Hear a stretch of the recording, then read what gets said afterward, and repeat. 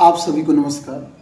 प्रश्न, चट्टानों पर से गुजरने के बाद, चट्टान यानी कि जो बड़े बड़े पहाड़ होते हैं उस पे हल्की फुल्की बारिश होती है, ठीक, या कहीं से भी कोई हल्का पानी आता है, जल में क्या घुल जाने से कठोर हो जाता है? क्या तो वो पानी थोड़ा बहुत वो नीचे नहीं आता, उसी पहाड़ में ही केमिकल रिएक्शन करके वहीं पर ठोस हो जाता है। तो हमें ये बताना है कि इन चारों में से कौन है। तो मैं आपको बता दूं, वो कैल्शियम कार्बोनेट है जिसका सूत्र CaCO3 होता है। CaCO3 एक तरह का पत्थर का ही सूत्र है, इसे चूना पत्थर भी कहते हैं। जितने भी पत्थर होते हैं वो कैल्शियम कार्बोनेट होते हैं। कैल्शियम जिसे क्षारण के कारण कुछ कैल्शियम कार्बोनेट छोटे टुकड़ों में हो जाते हैं। तो आपको बता दें, जो नदियों में, जैसे चंबल नदी हुई आपकी, कुछ नदियों में जो है चंबल नदी से मोरंग निकाली जाती है, यानी कि लाल बालू।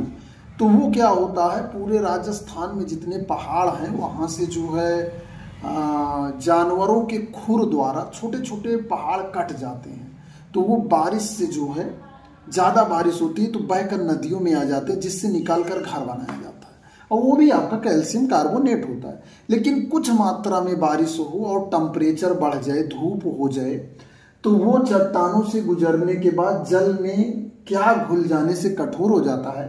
तो कैल्शियम कार्बोनेट घुल जाने से कैल्शियम कार्बोनेट अपनी प्रवृत्ति में लेता है और उसे ठोस बना देता है। बाकी तीन भाई साहब के बारे में भी जान लेते हैं। सोडियम क्लोराइड, जान रहे हैं, भोजन के महामहिम है ये।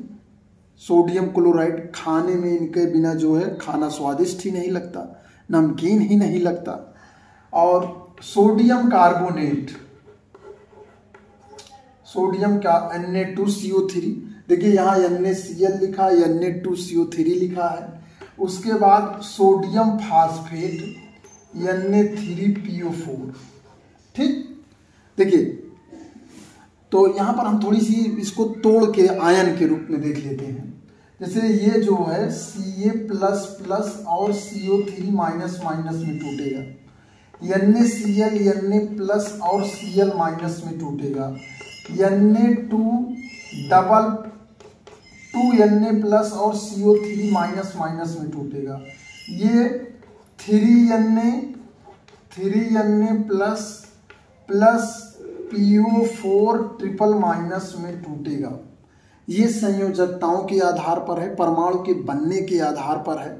तो सोडियम के सभी यौगिक जल में घुलनशील होते हैं। सोडियम के सभी यौगिक जल में घुलनशील होते हैं। इसीलिए जब भी प्रयोगशाला में जो है कोई चीज को टेस्ट करना होता है तो उसका सोडियम एक्सट्रैक्ट बनाया जाता है। सोडियम एक्सट्रैक्ट में क्या होता है, जितने भी, अगर जो संबंधित यौगिक है उसने सोडियम से क्रिया कर लिया तो सोडियम का विलायक हम यूज कर लेंगे, अन्य रिएक्शन जो है हम आसानी से कर सकते हैं। तो इस स्थिति में क्या होता है कि क्योंकि हमारे पास विलायक पानी ही साधारण रूप में उपलब्ध है, सभी स्टूडेंट को उपलब्ध भी हो जाएगा। लेकिन अगर हम ऐसा नहीं करते हैं तो जो मान लीजिए एथिल एल्कोहल विलायक लगता है, बेंजीन या मेथिल एल्कोहल, तो ये बड़े महंगे विलायक है। प्राकृतिक रूप से सस्ता जो है आपका वाटर पानी उपलब्ध है, तो उसी में सोडियम में सभी यौगिक जल में घुलनशील होते हैं। तो भाई जैसे NaCl है, Na2CO3 है, Na3PO4 है, ये सब तो जल में अपने आप ही घुल जाएंगे, ठीक है, ठोस होने की बात ही नहीं है। तो इसलिए जो है ये सब तो खुद ही इसी में घुल के, जल में घुल के डांस करने लगेंगे कि अरे भाई मैं तो टूट गया, जुड़ना, ठोस की बात ही खत्म हो जाएगी। तो यही आपका है कैल्शियम कार्बोनेट, ठीक है, कैल्शियम कार्बोनेट ही है जो घुल जाने पर कठोर हो जाता है। तो इस वीडियो में इतना ही। आप लोगों को यहाँ तक वीडियो देखने के लिए बहुत बहुत धन्यवाद। चैनल को सब्सक्राइब करें, शेयर करें, धन्यवाद।